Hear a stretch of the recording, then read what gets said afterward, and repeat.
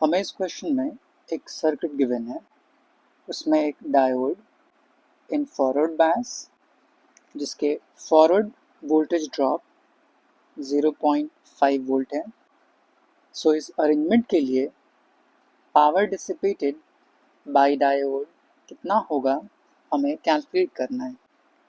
Since इस circuit में इस डायोड के लिए रेजिस्टेंस गिवन नहीं है, सिर्फ पोटेंशियल ड्रॉप गिवन है, करंट भी नहीं पता, रेजिस्टेंस भी नहीं पता, तो आप डायरेक्टली इस पर्टिकुलर सेगमेंट को इसके साथ पैरेलल कॉम्बिनेशन में कंबाइन नहीं कर सकते।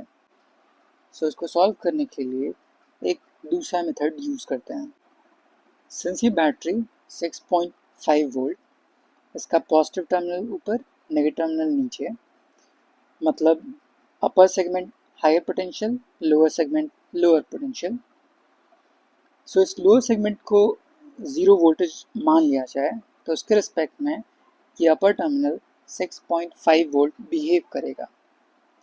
सो इस पूरे लोअर लाइन को अगर हम 0 पोटेंशियल मान लेते हैं तो उसके रिस्पेक्ट में ये टर्मिनल अलग अलग पोटेंशियल डिफरेंस डिफाइन कर पाएगा।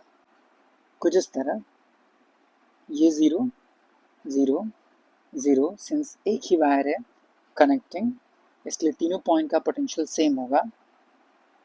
सो उसके रिस्पेक्ट में इस टर्मिनल इसकी वैल्यू हो जाएगी 6.5 वोल्ट, इस टर्मिनल लेट्स से इस मिडिल वाले टर्मिनल का वोल्टेज V 0.5 वोल्ट डायोड ने ले लिया। सो रिमेनिंग वोल्टेज इस रेजिस्टर के क्रॉस V माइनस 0.5 बच जाएगा। सो इसकी वैल्यू हो जाएगी V माइनस 0.5। नाउ इस पर्टिकुलर जंक्शन पे एक करंट इधर से आता होगा, एक करंट इधर जाता होगा एंड एक करंट इधर जाता होगा। So using Kirchhoff's current law, total current inward total current outward के इक्वल होगा। So let's say total current inward I1, total current outward I2, I3 उसके सम के इक्वल हो जाएगा। सो इस सर्किट से I1, I2, I3 इनकी वैल्यू कैलकुलेट करने की कोशिश करते हैं। I1 according to Ohm's law, potential difference by resistance, so 6.5 minus V divide by resistance 1 ohm. Similarly, I2, potential difference V minus 0 divide by resistance 3. I3, potential difference V minus 0.5 divide by resistance 1. क्योंकि diode और 1 ओम दोनों series combination में, इसलिए दोनों में current की value same होगी। Now using Kirchhoff's current law,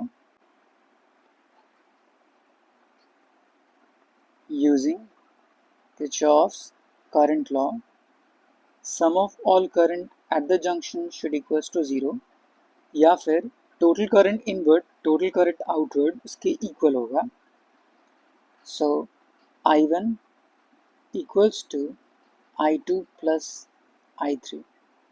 I1 की value 6.5 minus V divide by 1, I2 की वैल्यू V by 3, I3 की value V minus 0.5 divided by 1, LCM 3, cross multiplication, so 3 into 6.5, 3 into V equals to V plus 3V 1.5,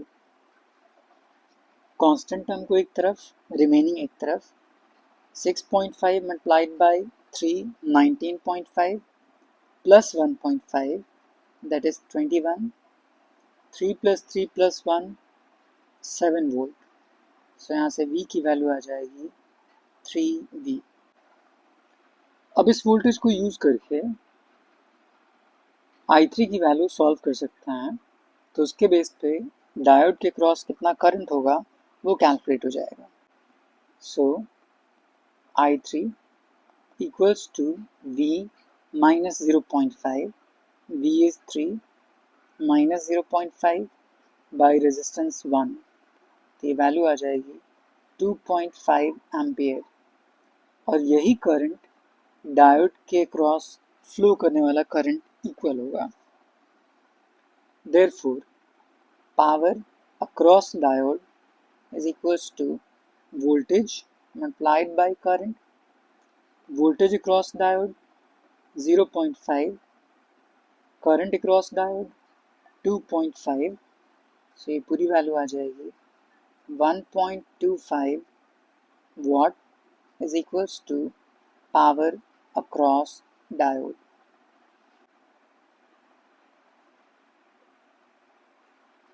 So option 2 is correct.